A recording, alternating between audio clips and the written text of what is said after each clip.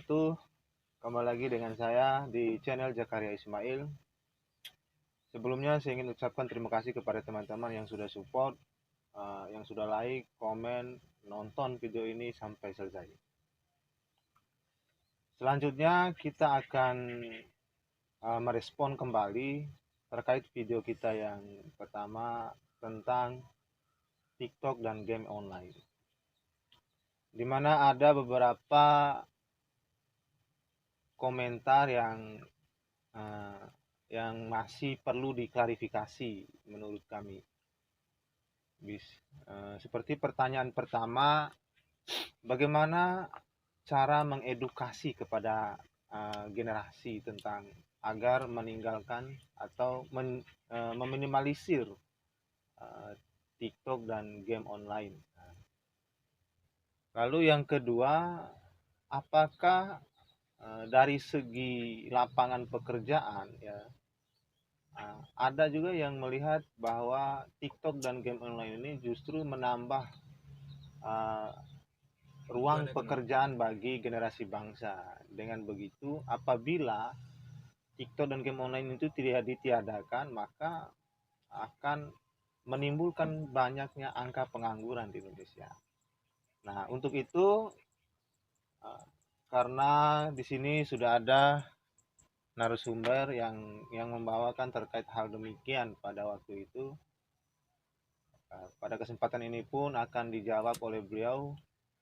Bagaimana tanggapan abang terkait dengan komentar-komentar itu? Sedangkan yang lainnya itu semuanya menganggap ada yang setuju sekali dan sebagainya. Ada dua komentar yang sedikit memberikan pertanyaan dan memberikan tanggapan terhadap video sebelumnya itu. Gimana bang?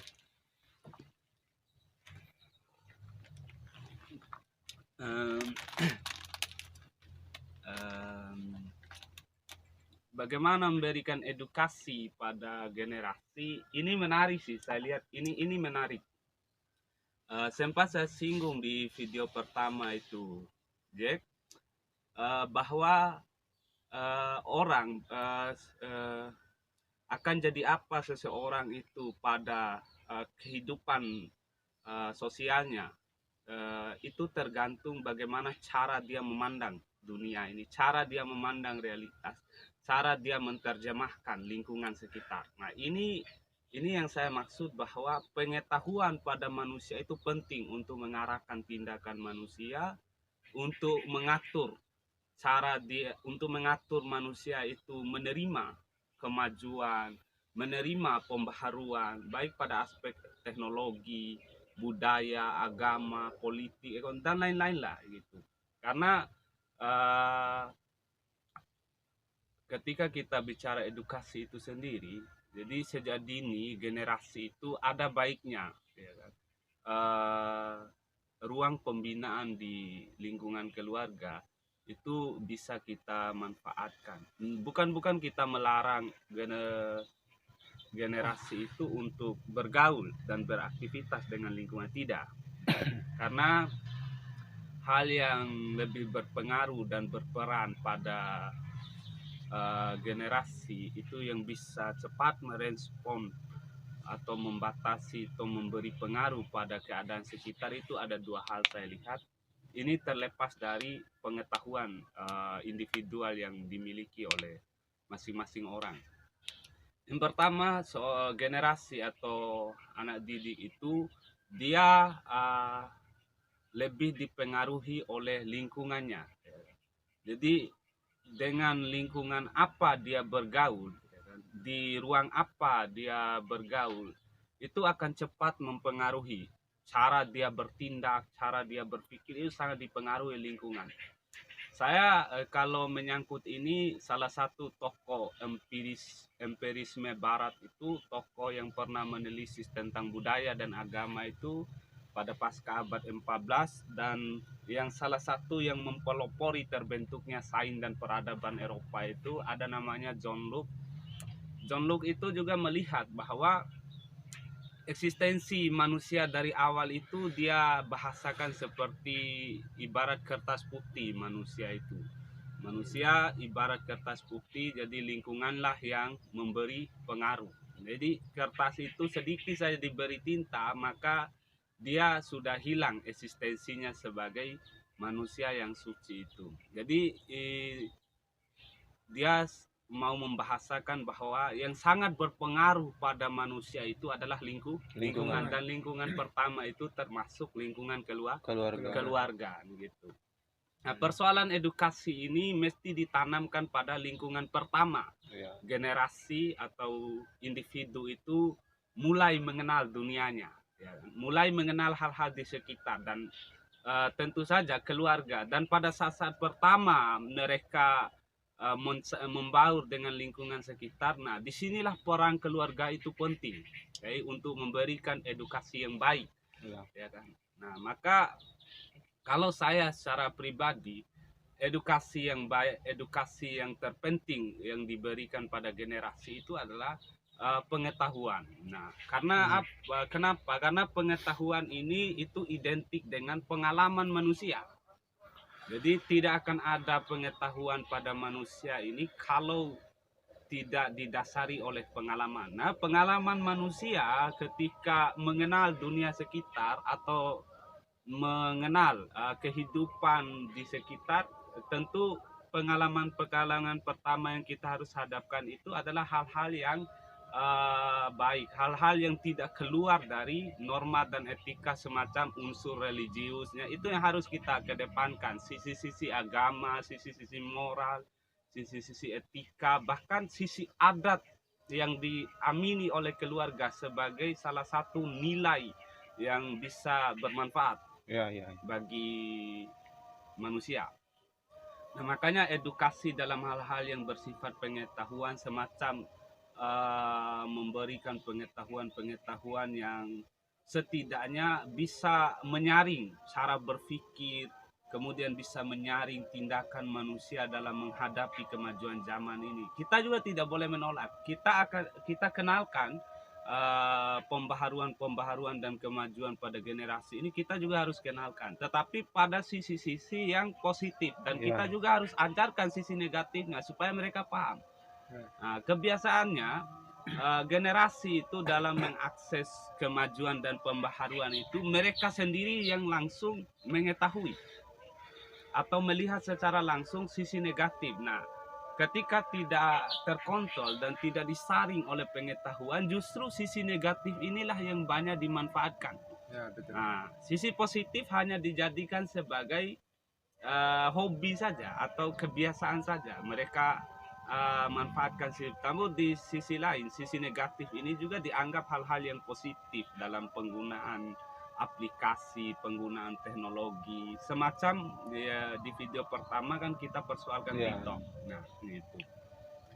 Makanya peran lingkungan pertama atau keluarga ini sangat berpengaruh sebelum mereka mencair dan membaur terlalu jauh dengan lingkungan di luar keluarga. Nah, walaupun demikian terjadi hal-hal demikian pada generasi, setidaknya pengetahuan dari lingkungan pertama yang disebut lingkungan keluarga itu sebagai pisau analisis yang akan menyaring mereka di lingkungan di luar keluarga. Nah, saat mereka setidaknya mereka masih berpikir bahwa yang mereka dapat di lingkungan keluarga itu baik untuk dirinya. Begitu. Dan saya juga melihat bahwa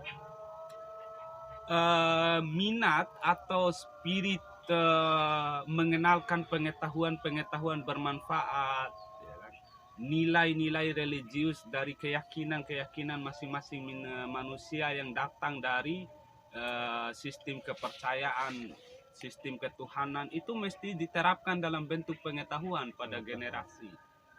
Dan supaya itu bisa menjadi bekal, bekal pemikiran bagi generasi supaya tidak kebablasan dalam menerima kemajuan. Gitu. Kalau saya melihat persoalan edukasi itu sekarang generasi lebih, biasanya di lingkungan keluarga itu generasi atau anak-anaknya itu lebih dikenalkan dengan hal-hal yang mengikuti tren zaman, ya kan? bukannya menolak, saya tidak menolak, tapi ada baiknya menanamkan nilai pengetahuan, pengetahuan bermanfaat pada lingkungan keluarga itu.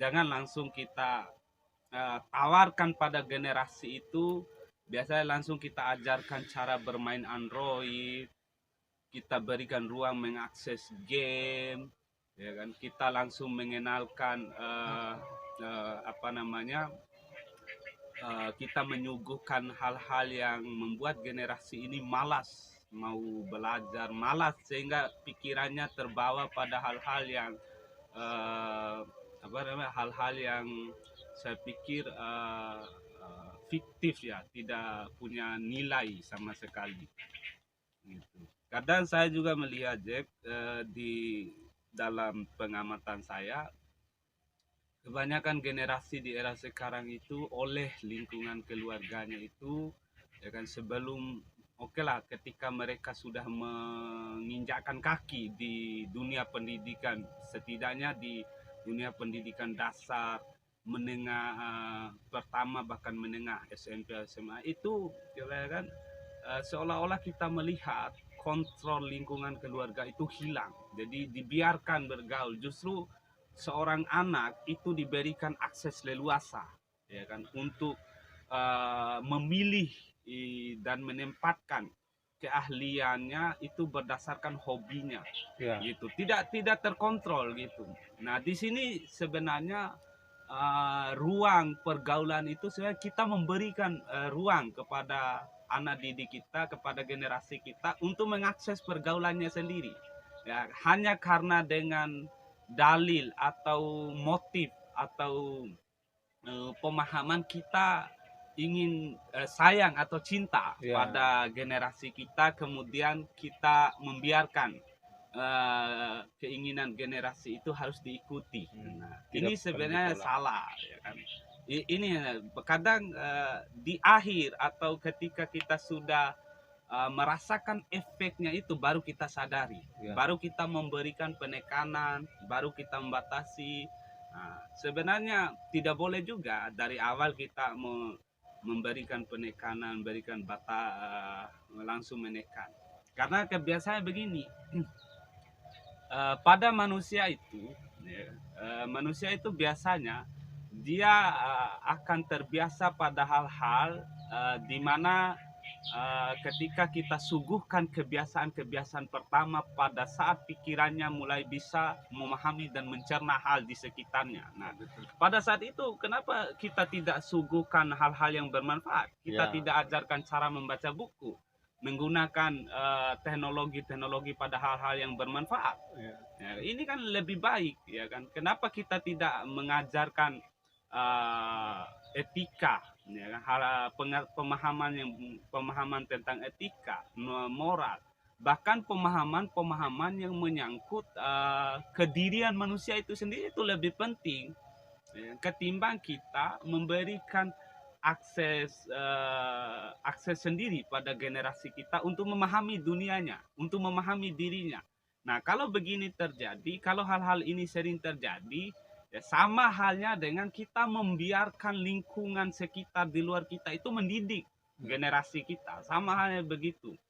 Ya kan? Jangan salahkan nanti ketika terjadi hal-hal yang di luar keinginan kita, yang tidak sependapat dengan kita, baru di kemudian hari kita justru menyadari selama ini kita tidak pernah memberikan edukasi, gitu. Nah, jangan semata-mata kita mengikuti hobi untuk menyenangkan generasi kita, kita lupa juga menanamkan nilai yang bermanfaat pada generasi. Nah, gitu. Karena hancurnya generasi, rusaknya generasi itu sebenarnya saya lebih melihat pada konsumsi pikirannya, gitu.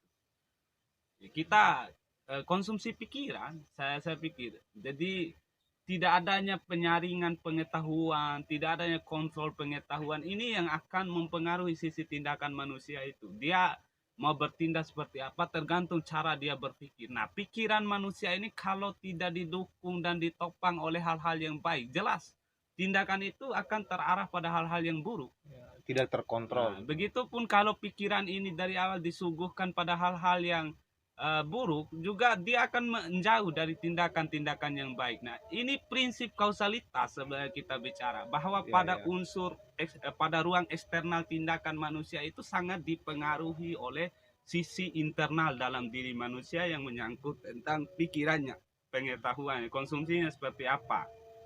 Jadi itu saya pikir persoalan edukasi itu pengetahuan.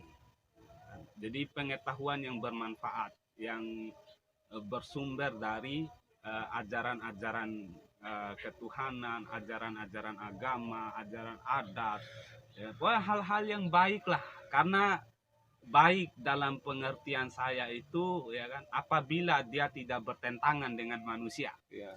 Jadi persoalan kemajuan hari ini kadang dikatakan baik, tetapi justru bertentangan dengan nilai kemanusiaan, dan kita tidak katakan baik.